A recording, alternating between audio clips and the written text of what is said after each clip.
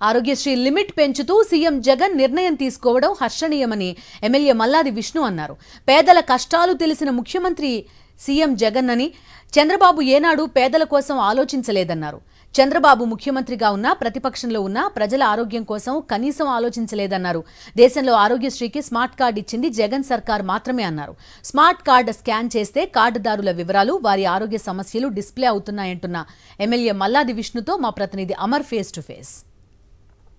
ఆరోగ్యశ్రీలో మరో సువర్ణ అధ్యాయానికి రాష్ట్ర ప్రభుత్వం శ్రీకారం చుట్టింది. పేదవాడు వైద్యానికి ఇబ్బంది పడకూడదు, ఎన్ని లక్షలైనా కూడా కార్పొరేట్ వైద్యం కూడా ఉచితంగా చేయించుకోవాలనే ఉద్దేశంతో 25 లక్షలకు ఆరోగ్యశ్రీ కార్డును పెంచుతూ కూడా ప్రజలకు అందిస్తున్నారు. దీనికి సంబంధించి ఈ కార్యక్రమంలో పాల్గొన్నటువంటి సెంట్రల్ ఎమ్మెల్యే మల్లాది విష్ణు మనతో ఉన్నారు, వారితో మాట్లాడదాం.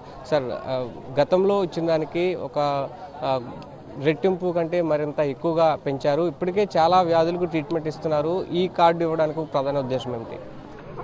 ఆంధ్రప్రదేశ్లో జగన్మోహన్ రెడ్డి గారి ప్రభుత్వము ఆంధ్రప్రదేశ్లో ప్రజల యొక్క ఆరోగ్యం ఏంటి, ప్రతి కుటుంబంలో వారికి ఉన్నటువంటి సమస్య ఏంటి అని చెప్పి తెలుసుకుని ఆరోగ్యశ్రీకి సంబంధించినటువంటి కార్డులు 5 లక్షల వరకు ఇప్పటి వరకు కూడా అమల్లో ఉన్నాయి.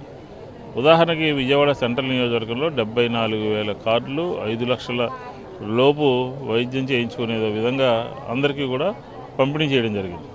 కానీ మారుతున్నటువంటి పరిస్థితులు ప్రజల యొక్క ఆరోగ్యం పట్ల మరింతగా చర్యలు తీసుకోవడానికి, జాగ్రత్తగా ఉండడానికి, ఎటువంటి ఇబ్బంది లేకుండా, ఆరోగ్యపరమైనటువంటి ఇబ్బంది లేకుండా చూడటానికి గౌరవ ముఖ్యమంత్రి గారు ఒక ఆలోచన చేసి చాలా ఉన్నటువంటి ఫీడ్బ్యాక్ ప్రకారం ప్రతి కుటుంబంలోనూ కూడా ఆరోగ్యపరమైనటువంటి ఇబ్బందులు ఉన్నాయని భావించి 5 లక్షల రూపాయలు ఉన్నటువంటి దాన్ని 25 లక్షల రూపాయలకి పెంచడం జరిగింది. వారి ఫోన్లో ఆరోగ్యశ్రీకి సంబంధించినటువంటి యాప్ని డౌన్లోడ్ చేసి ఈకేవైసీ చేసి వారందరికీ కూడా ఎప్పుడు ఎటువంటి ఇబ్బంది ఉన్నా కూడా ఏ విధంగా హాస్పిటల్కి వెళ్ళాలి, ఏ విధమైనటువంటి సమాచారం తెలుసుకోవాలి, ఏ విధమైనగా ఆరోగ్యశ్రీని సద్వినియోగం చేసుకోవాలని ఒక టీం క్షేత్రస్థాయిలో ఏఎన్ఎంలు, ఆశా వర్కర్లు, గృహ సారథులు, కన్వీనర్లు, కార్పొరేటర్లు, ఎమ్మెల్యేలు, ప్రజాప్రతినిధులు అందరూ కూడా ఇంటింటికి వెళ్ళి అవన్నీ కూడా అర్థమయ్యే విధంగా సద్వినియోగం చేసే విధంగా పెట్టడం జరిగింది.